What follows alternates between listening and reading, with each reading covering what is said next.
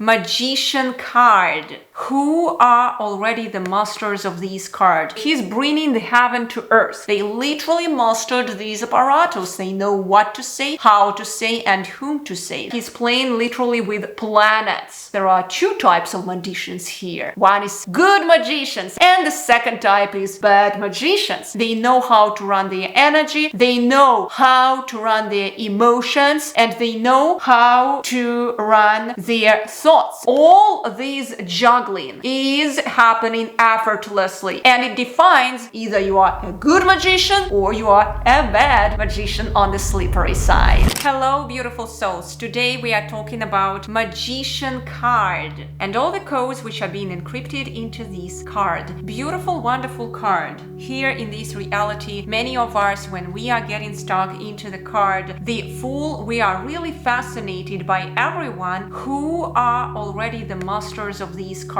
Now let's have a look closely at this card. What does it represent? It literally represents the magician. So we can see that this guy is kind of in between the two worlds, the heaven and the earth. So he's bringing the heaven to earth. He somehow figured out something, and all what he's doing for us, the earthly people here, it's some kind of like wow miracle. We can observe many people here who are doing things like juggling this reality, and it's also amazing for them, happening like they thought, and it happened. Synchronicities are happening. They know some kind of secrets which we don't know. These are the magicians. They literally mastered these apparatus. They know what to say, how to say, and whom to say. They don't speak too much. They don't speak too little. They only know what to say in a particular moment, being in the right place in the right moment. Now, if we look at him, he has this wand. He literally mastered this duality principle. So also we can see that one of his hands is up, another one is down, meaning that what is up, that is below. So that principle is reflected in here. In front of him, we see the table, and all the elements are there, meaning that he is the master of it all. Let it be the cups, right? Emotions, let it be pentacles, his physicality, physical body, and actually physical elements in here. Let it be swords, his thoughts, and let it be wands, his energy. He can rule and run it effortlessly. Now, we can see that he's playing literally with planets. What can it represent? It may be different per different situation or scenario. Let it be, let's say, the planet of another person. He can play with other planets, with lives of other people, in case if he goes to his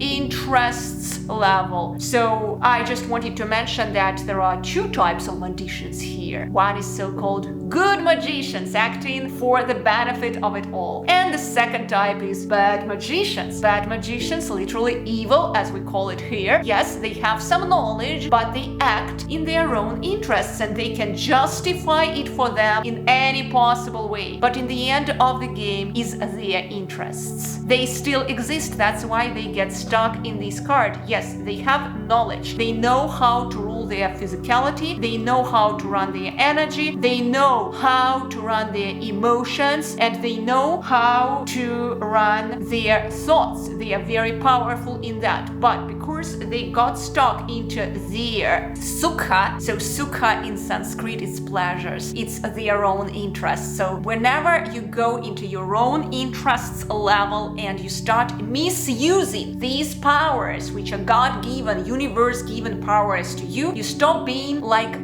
that vessel of the ultimate ultra pure mind. You stop being that vessel. You start being like the augmented cell in the God's body. You're just augmented small cell. You stop being that transmitter of the ultimate power. And what does it mean? You pursue your own interests, and that is all. And because of that, you start playing with others' lives. And if you start playing with others' lives, others' planets, guess what? Calamities may happen, right? Or in case if you are the vessel of all creation, you are just some kind of a medium through which the ultimate power, the field goes through, and and it just speaks through you on a certain level. You just kind of like receive some messages and you don't know what it is about, but it's full benevolence of it all. It's never been about you, and you start implementing it, then all this juggling is happening effortlessly. It's so easy. But once you start focusing on your own interests, it all is about mastery. It becomes heavy. More planets are there. You want to be in control.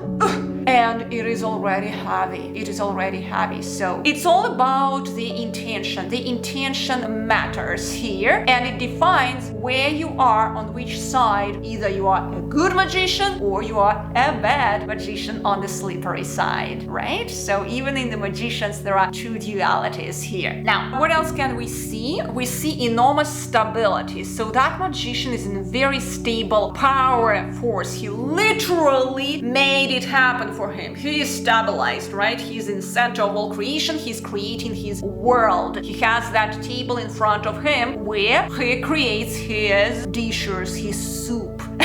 Now, he also surrounds it with the garden of his creation. Whatever he's currently creating, benevolent or non-benevolent, he's surrounding it with the garden. It's his garden. He's like God of his creation, literally. Now, we can see here also the sun and the moon. In our classical Rider-Waite deck, you will see that eternity cycle, but I presented it in a different way. That eternity cycle, the sun is transformed into the moon is transformed into the sun, and that like an eternity cycle. So you can translate it in different ways here. Now, one thing, it's the eternity of all creation. I am eternal. Or let's say, if you get stuck here because of your interests, and that's all what you see, it becomes repetitious, you become too controlling, and then it becomes boring, and you already don't know what to do with yourself.